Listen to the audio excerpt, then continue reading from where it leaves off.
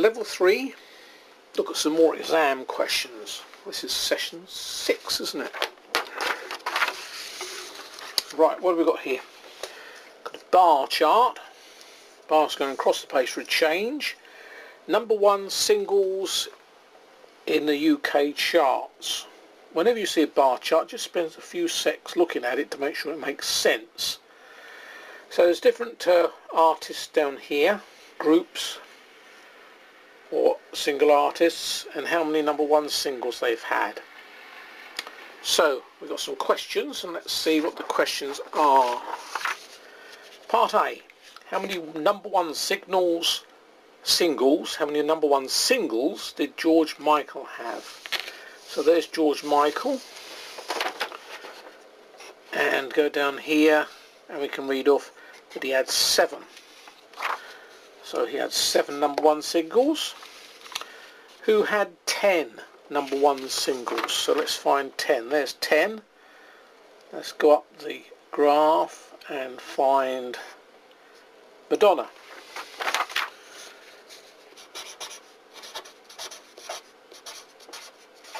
Madonna had 10 number 1 singles up to now.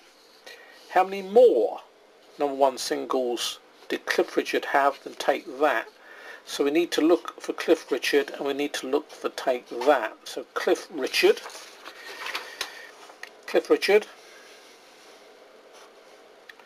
14 number 1 singles.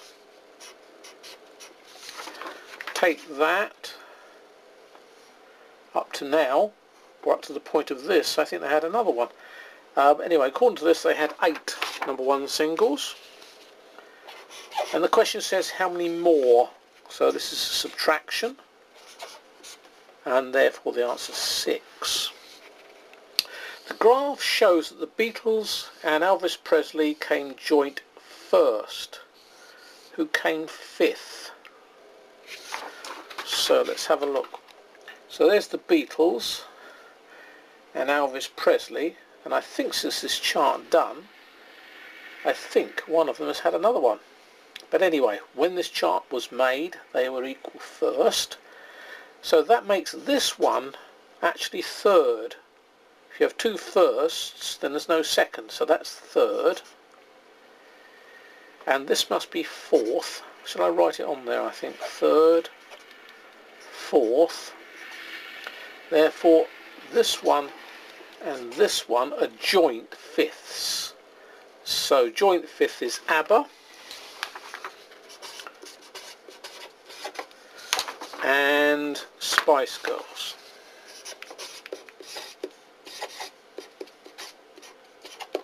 So there's some questions about number 1 singles when this chart was done.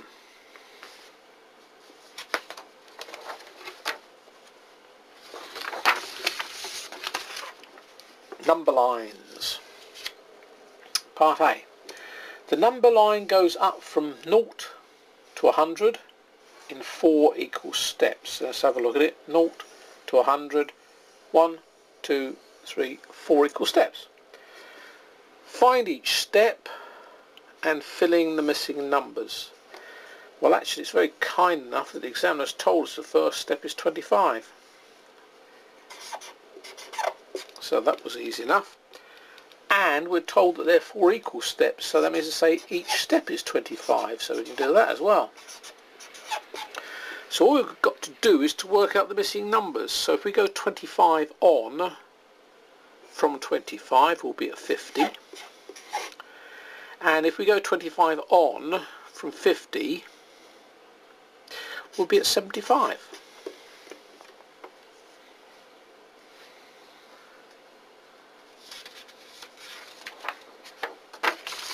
Part B. Continue with number lines. This number line is in 5 equal steps. 1, 2, 3, 4, 5. Fill in the missing numbers. Well, there's no clues this time, is there? Goes from 0 to 100 in 5 equal steps. Therefore, if I do 100 and divide it by 5, cut it 100 into 5 equal parts. That's what that does. If we divide by 100, it actually cuts 100 into 5 equal parts.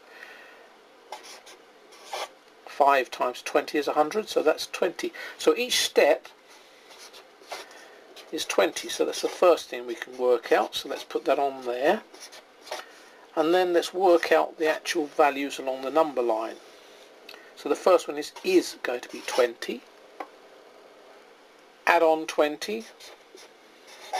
Next one's going to be 40. 40 add on 20 will be the next one. 60 add on 20 will be the next one. And we can just check that the last one does end up as 100, so that's pretty good. Part C. This number line goes from 0 to 200. Yep. Using 5 equal steps. 1, 2, 3, 4, 5. Fill in the missing numbers. So this time we've got 200 split into 5 equal steps. Now in fact we could do this as a little division. 200 divided by 5 can be written like this. How many 5s in 200? 5 into 2 won't go, 5 into 20 goes 4, and 5 into 0. So we could work out 200 divided by 5 is 40 several different ways, this just being one of them. So as long as you work it out a way that you're comfortable with, we then know that each step, the 5 equal steps, are all adding on 40. So let's work out the missing numbers. 0 add on 40 will be 40. Add 40 onto that 40. Add 40 onto that 80. 4 and 8 is 12, so that's actually 120. That 40 onto that 4 onto 12 is 16. So 40 onto 120 is 160. And that's that.